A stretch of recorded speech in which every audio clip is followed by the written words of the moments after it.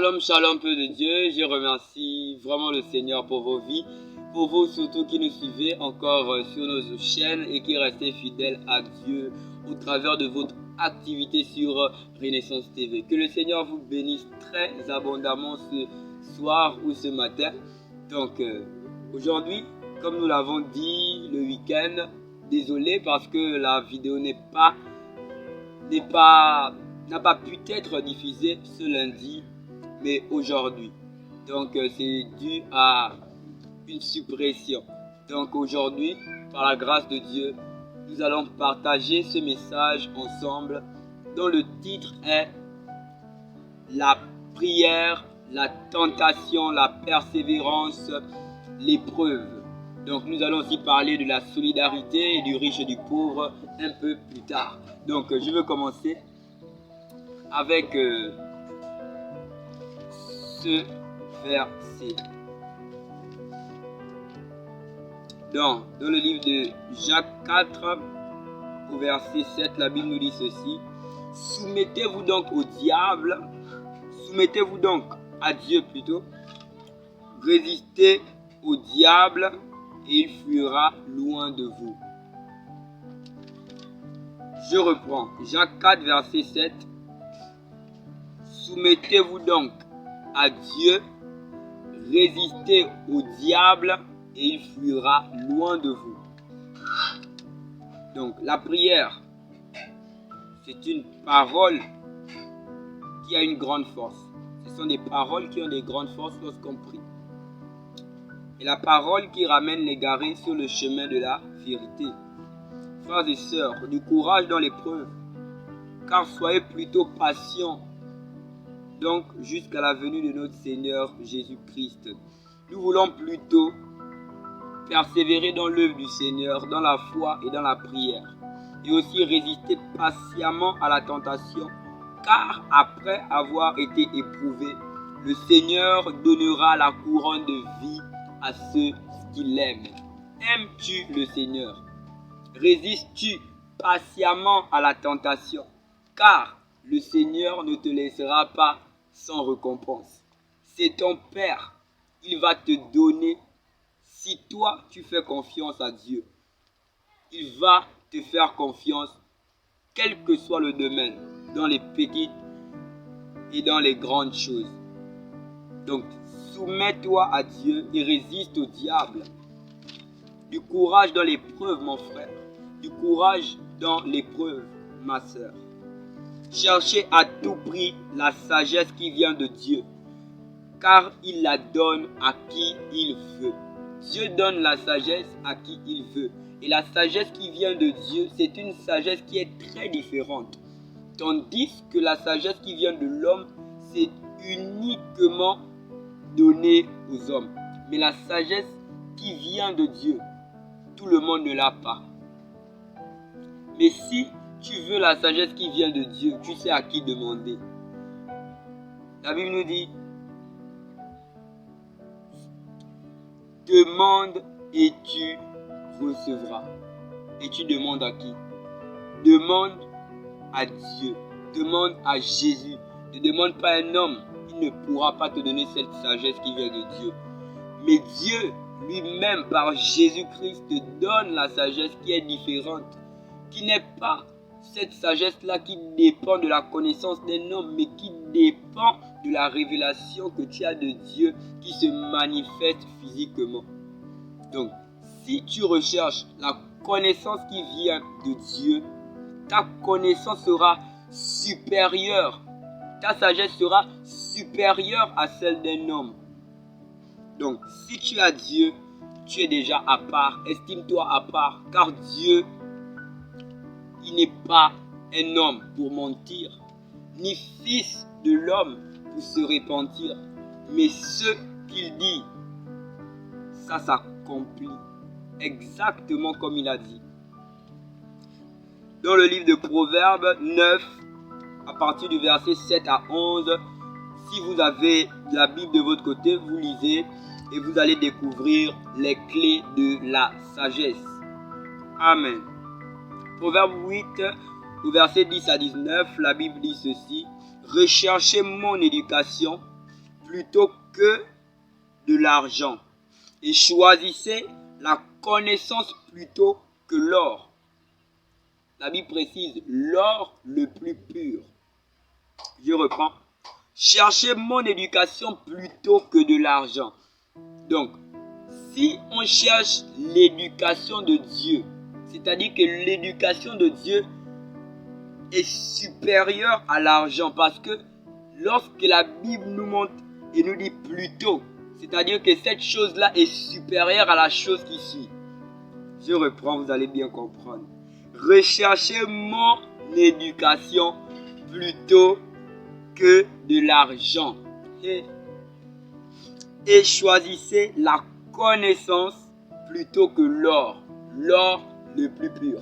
Alors, la connaissance est supérieure à l'or. La connaissance est supérieure à l'argent. L'éducation est supérieure à l'argent.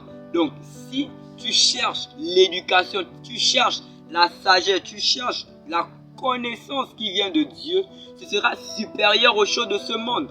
Donc, ne te lie pas aux choses de ce monde.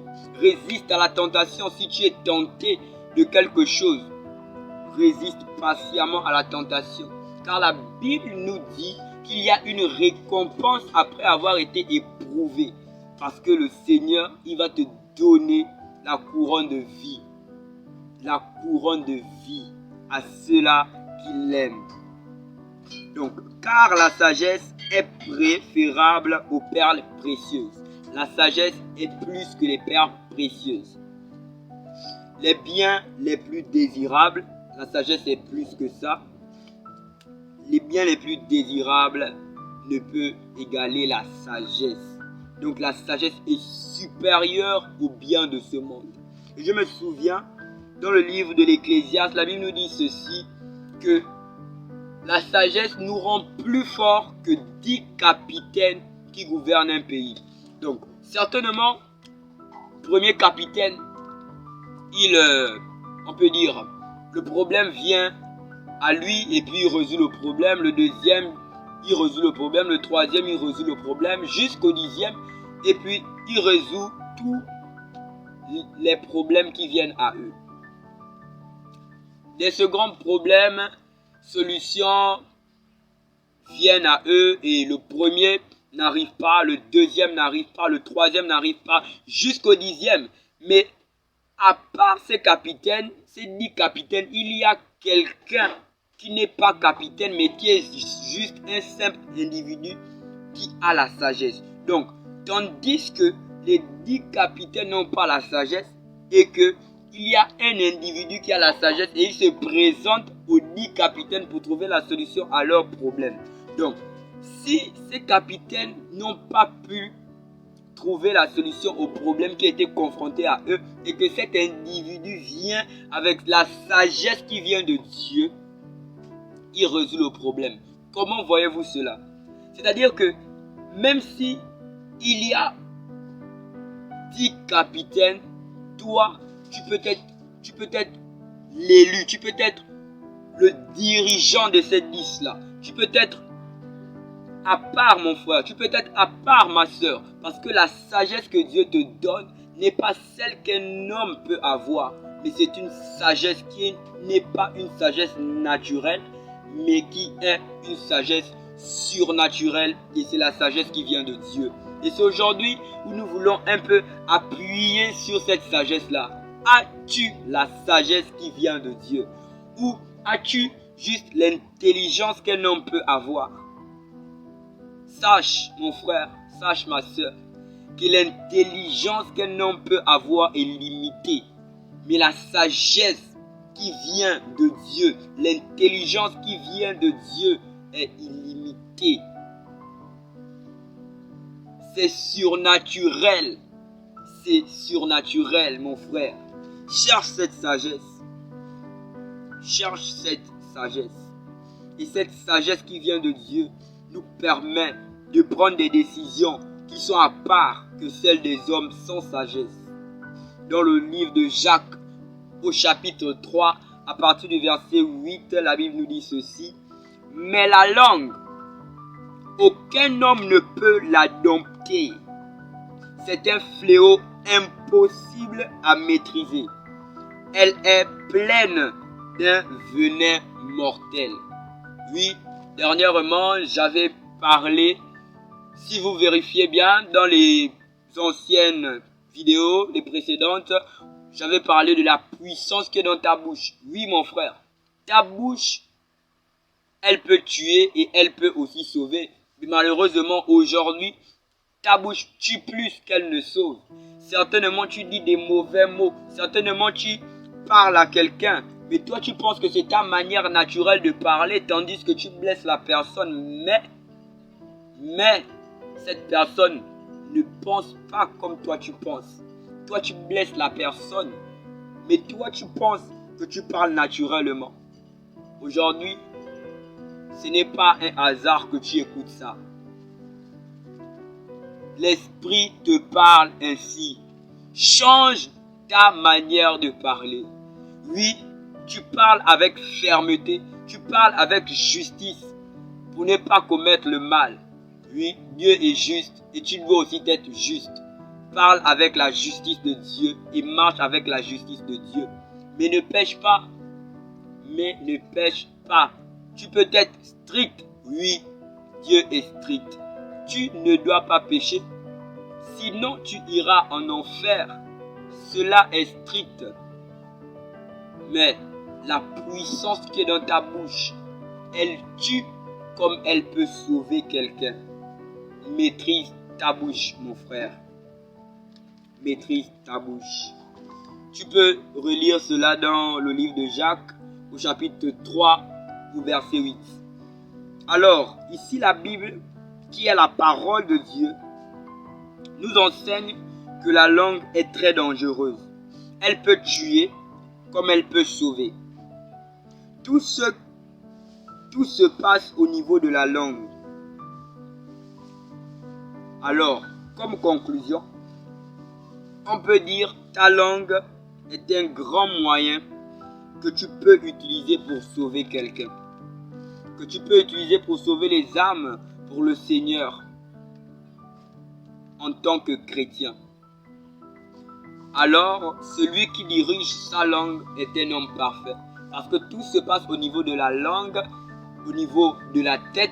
Ensuite, ça passe par la bouche et tu sors des paroles. Et tu sors des paroles.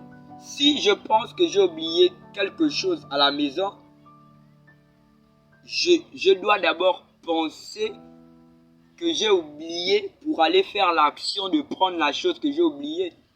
Mais si je ne pense pas, j'irai sans réfléchir. Mais tout se passe au niveau de la pensée.